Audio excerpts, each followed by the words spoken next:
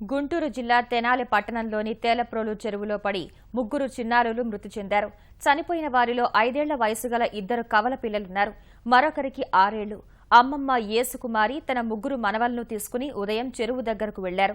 చెరువు సమీపంలో ఆడుకుంటున్న పిల్లలు ముగ్గురిని అక్కడే ఉంచి పాల ప్యాకెట్ కోసం యేసుకుమారి దుకాణానికి వెళ్లారు. ఆడుకుంటున్న ముగ్గురు పిల్లలు నీళ్ల సమీపంలోకి వెళ్లారు. లోతైన చెరువు కావడం, బురద ఎక్కువగా ఉండటం వల్ల దిగిన వెంటనే లోపలికి జారిపోయారు.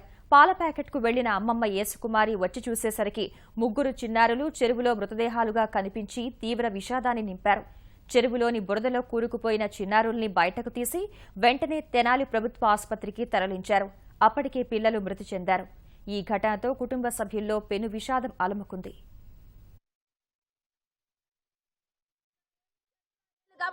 లాక్కొచ్చుకున్నాను. ఇంకో ఎవరో మొక్క మనిషి వెళ్ళి ఇంకొక పిల్లోని కూడా లాక్కొచ్చుకున్నారయ్యా. ఇంకా వెళ్ళి ఇంకా ఆయన దగ్గర వంగ సాంబ్రెడ్డి ఆయన దగ్గర తీసుకెళ్ళాము, లాభం లేదన్నారు. మళ్ళీ ఇంకొక హాస్పిటల్కి వెళ్ళాము, ఆడ లాభం లేదంటే తీసుకొచ్చామయ్యా. కేవలం బహిర్భూమికి వెళ్ళిన తర్వాత ఇట్లా జరిగింది. నేను ఎమ్మటే వెళ్ళానయ్యా, ఎమ్మటే పెరుగు ప్యాకెట్ తీసుకొని ఎండాకాలం కదా పిల్లలకయ్యా బాగా పిసికి పెడతావులే అని వెళ్ళానయ్యా. వెళ్ళి వచ్చేదాన్ని కానీ అంట ఇడిచిపెట్టాను, వస్తానాయనమ్మా అన్నాడు. అసలు ఏమీ లేదు, వస్తానాయనమ్మా అన్నాడు. అట్టోనాను పెరుగు ప్యాకెట్ తీసుకొని వెళ్ళి వచ్చేదానికనే పడిపోయారయ్యా నా పిల్లలు. ముగ్గురు ఒకరు పడితే ఒకరు ముగ్గురు పడిపోయారు. అది జరిగింది 8:30కి. మొత్తం ఒకే ఫ్యామిలీ,